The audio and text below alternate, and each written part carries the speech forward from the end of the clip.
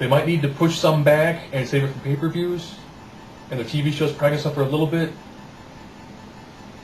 And they need to learn how to do the holiday shows. You know, the Thanksgiving one, triple threat matches. Oh, that was great. Oh, that was great. That was good. I'll give them that. That was beautiful. The turkey costume.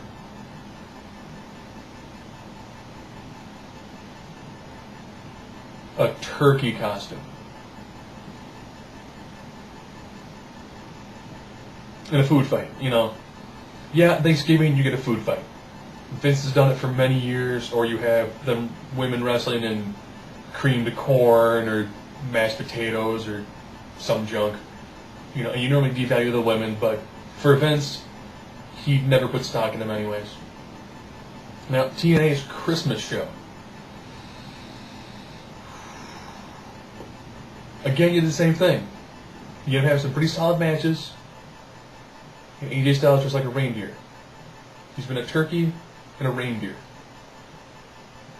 He's like your Triple Crown winner. He was one of your first big, huge stars. When TNA was doing weekly pay-per-views, people would go, "Oh man, you see that? Dude, the guy named AJ Styles. Guy's amazing." Jump forward a couple years. Yeah, I saw AJ Styles in a turkey costume. Then a few weeks later, I saw AJ Styles in a reindeer costume. You know, one of the best athletes in the world of professional wrestling in costumes. Looking like a jackass. Not brilliant, but, you know, I guess if they try to make it more wholesome than what Vince does, that's fine. But sometimes 2 Girls 1 Cup is more wholesome than what Vince does. Now it's going to bring me to one of the last two feds I'm going to talk about. I'm going to talk about the combination of Ring of Honor and Shimmer. Shimmer is women's wrestling. Actual women's wrestling. Shimmer this year crowned their first champion, Sarah Del Rey. I was there. 2 phenomenal nights of wrestling. If you live near Berwyn, Illinois, if you live in Illinois and you like women's wrestling, try to find some Shimmer women's wrestling. You'll go into, you know, the Eagles Club in Berwyn, or the Elks Club, you know, one of those little club places. It's kind of small, fits like maybe 300 people. It always sells out. You're going to sit there and you're going to see a 3-hour taping, do a little meet and greet, and then a 3-hour taping. And then afterwards, you can meet them at a restaurant and hang out with them for a little while. It's a wrestling fan's dream. It's good female wrestling. Not the, I'm going to roll around with you and I'm going to hit you with something from a toy chest and I'm dressed like a head of schoolgirl. No. It's actual, I'm going to put you in moves that look like it's Kurt Angle versus the man we can't talk about on the internet anymore. And you'll see matches like that. You'll see matches that seem like phenomenal upper mid-card WWE TNA matches. And they're great matches. Ring of Honor. Went to my first Ring of Honor show this year. Samoa Joe's last Ring of Honor in the States. Great. I haven't missed a Ring of Honor in Illinois since then. Yeah, I was up to the one not that long ago during an ice storm. Most of the guys couldn't show up, so they had to do unscripted. They put on an awesome show with having to throw out all of their booking. I can't think of any promotion that could probably do that. Had people not show up. You had people literally driving in, getting into the building, and then have them go, okay, you are fighting him, he's winning, just go out and do it. And making it work. So, way to go, Ring of Honor. Stepped it up, good at your pay-per-view. And, you know, hopefully, you don't have any injuries. I saw Bryan Danielson wrestle Morishima. I butchered his name, I'm sorry. With one eye. One eye. And he He went out there and gave it his all. And it was a sick match.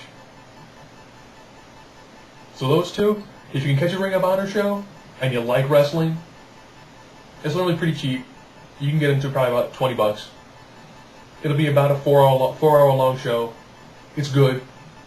You really don't need to know anything about the storylines. Very little storylines. It's primarily in-ring. Shimmer, if you live in Illinois, sorry, we kind of get most of it. You see a little bit in Florida, but primarily Illinois. Come out and see it. I'll be there. If you want to talk about some stuff, that's cool. You see me and you go, you know what? I saw you on YouTube and I hate you. Hey, sorry. Now I'm talking about the last Fed of this year. The one that, if you look where they ended last year, they were down here.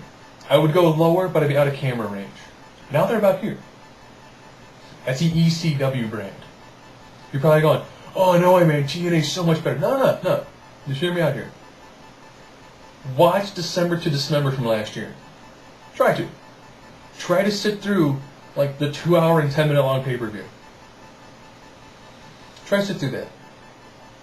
And you'll go, wow, they had nothing going on. Nothing. ECW it wasn't even the C program. It was like the D- program. Look what they did this year. You had 4 different champions. Okay? Lashley? Meh. Vince McMahon? Double meh. Morrison? You know what? He actually stepped it up, and he puts on a really great match. Punk. Great wrestler. I like watching him wrestle. He put on great matches with Morrison. He puts on great matches with Elijah Burke. And he'll put on great matches with Shelton Benjamin. And you know what? That's a pretty decent title picture right there. But I'm talking about some of the feuds they had real quick. You didn't have a lot, so this is actually pretty quick. You had Lashley and McMahon. You know, yeah, Vince shaved his head bald. I really didn't care. When Stone Cold Steve Austin is your referee in a match, that means you're afraid no one cares about the match. And you know, you're right. I didn't care. When Vince won the ECW title, I wanted one match. Maybe even 2. I wanted to see Vince defend the title against either Sandman or Sabu. I wanted to see Sandman cane Vince. Just let him cane him, and then you fire him, and you know what? He will have been vindicated for the rest of his life. Talking about Sandman and Sabu. The other good feud. The New Breed and the Originals. That was good. That was actually a really solid feud.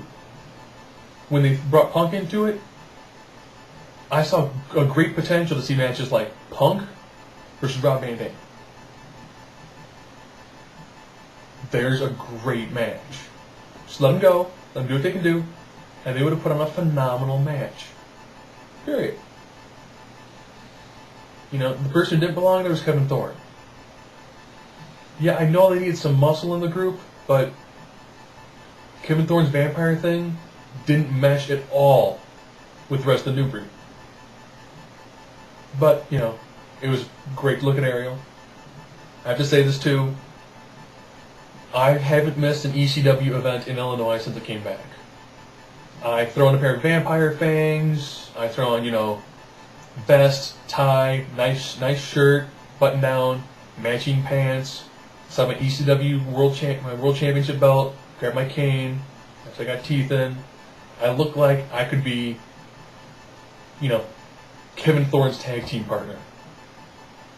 In fact, Armando Estrada actually said in Peoria, when I was front row, you know, if Kevin Thorne was there, he'd be like, hey, you know, you would tag with him. You'd have a good match. So, you know, I'll talk about that one probably on a later webcam.